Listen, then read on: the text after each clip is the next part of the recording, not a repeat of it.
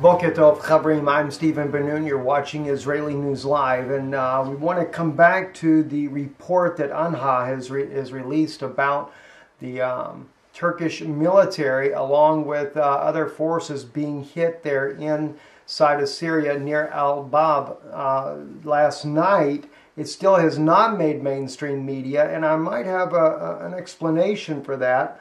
Of course, Anha is from what I can gather, it is a Kurdish news site there inside of Syria. It brings out some very good stories. I've done a lot of research on this company, trying to get a little bit more answers as to why this has not made mainstream media. But anyway, according to the report here, Al-Bab, 7 Turkish soldiers and 8 other mercenaries were killed in unknown air raid on northern villages of Al-Bab city, while the damages was not assessed yet on the Turkish army base of Aktarin.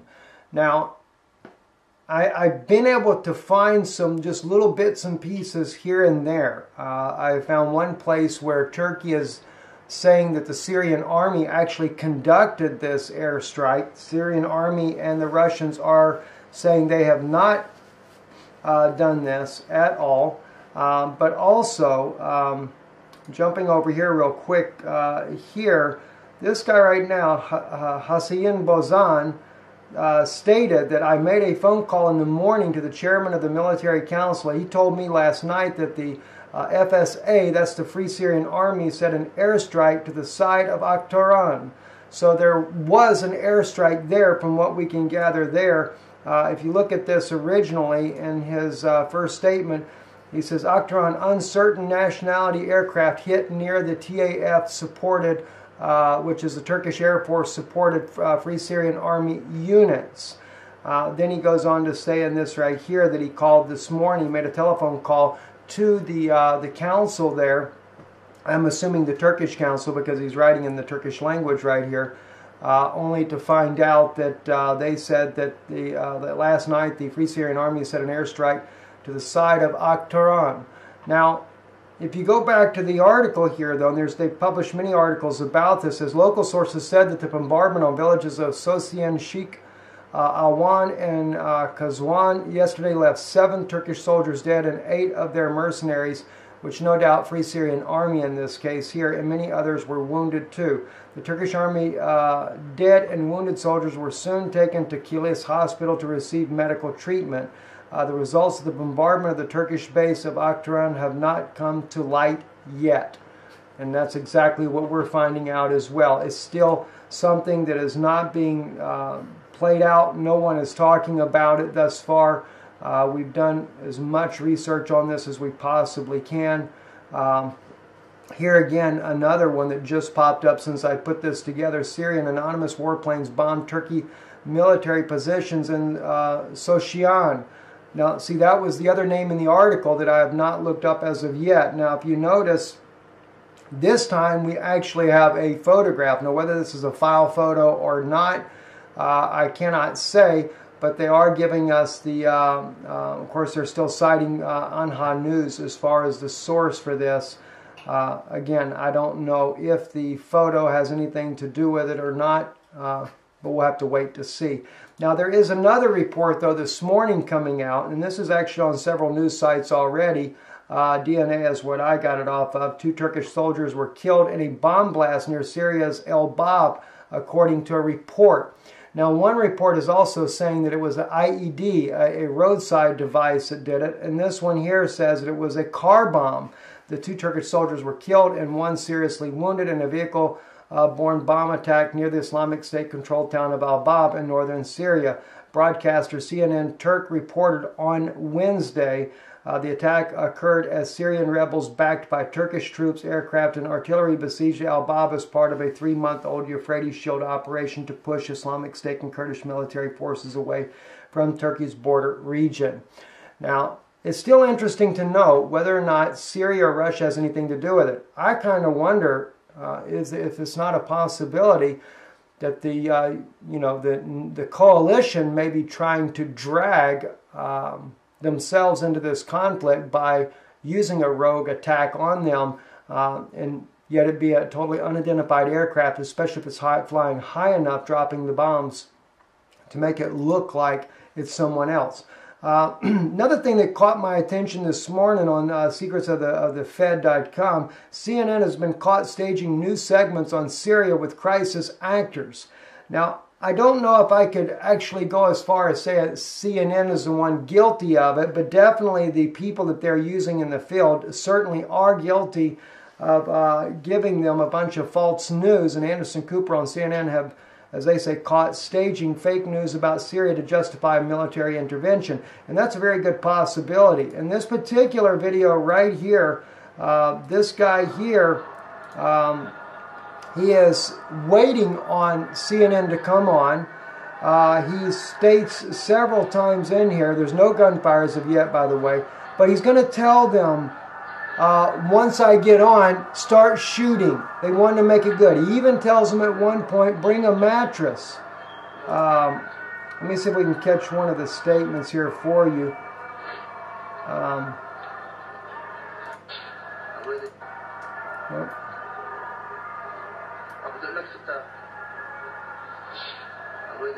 I'm waiting at the moment, he says in English. He's waiting for CNN to get him on the phone. Now all you can hear in the background is Arabic prayers. I wouldn't expect if you had a lot of bombing going off that you'd be hearing a lot of Arabic prayers like that. Did you tell him to get the gunfire ready, he says. Okay, that's what he says there. No, not yet. Just let him shoot, he says. So then there's an explosion right after that. So they're trying to make it look like it's really happening. But he's just saying, here's a rerun. Oh, wait a minute. Let me go past that part there. Even the cameraman's lying. Let me just get you what the cameraman actually stated there, though. Cameraman, tell them that they are falling down and we're taking bodies from underneath them. So the cameraman suggests what he should tell CNN. This is amazing. Even the cameraman's lying, the article says here. He finally gets CNN on the phone, right? And this is what it looks like with CNN. There could be as many as 200 dead just in the last hour or two. We have 200 dead in the last 3 hours. In the first half an hour, we've got 40 dead in the first half an hour. And we got the video up on YouTube. We have 200 dead in the last 3 hours. In the first half an hour, we've got 40 dead in the first half an hour. And we got the video up on YouTube. See, now he's in a war zone, as the site brings out. This is on Linkus.com, and we'll post this in the description below. I just think it's kind of interesting. And by the way, they do show on several occasions where he's done this. Here's another one where he's on, and of course they continue to fabricate their reports. Now, by the way, Aleppo has actually pretty much been freed as of now, but also there has been a Russian colonel that was killed in the fighting for East Aleppo. It says Russian colonel killed in Syria was helping Syrian army unit to train servicemen. The Russian colonel Ruslan Galitsky, killed in Syria's Aleppo, was helping a Syrian army unit to train servicemen, the Russian Defense Ministry said Wednesday. Colonel Galitsky died in the hospital as a result of serious wounds. Russian combat medics fought for his life for several days. The officer was wounded in a shelling of the militant of the so-called opposition of the residential district of western Aleppo, the Russian Defense Ministry said in a statement there. So a high-ranking colonel for the Russian military has been killed in Aleppo there amongst all this serious fighting. 21st Century Wire is reporting that Aleppo's old city is now fully liberated by the Syrian army. Remaining terrorists are in retreat. That came out today. I believe there's going to be Vanessa Beeley reporting here on this. I'm not sure. But anyway, it says Damascus. In a stunning development today, 21 Wire has received reports from on the ground in Syria that remaining rebel militants have fled the old city of Aleppo, even leaving behind a substantial amount of equipment and weapons as the Syrian Arab army advances in the remaining terrorist-held neighborhoods, the eastern part of Syria's largest city there. SAA sources have confirmed that the old citadel is now fully liberated, with remaining pockets to be cleansed by tomorrow, Wednesday. Special contributor Vanessa Billy is currently in Damascus waiting to head to Aleppo. She had this to say on the situation and the news coming from the Syrian TV channels and statements from the Syrian Arab Army. Since I arrived in Damascus Monday the 5th of December, there has been a simmering of excitement from all members of society and a sense of impending victory in Aleppo.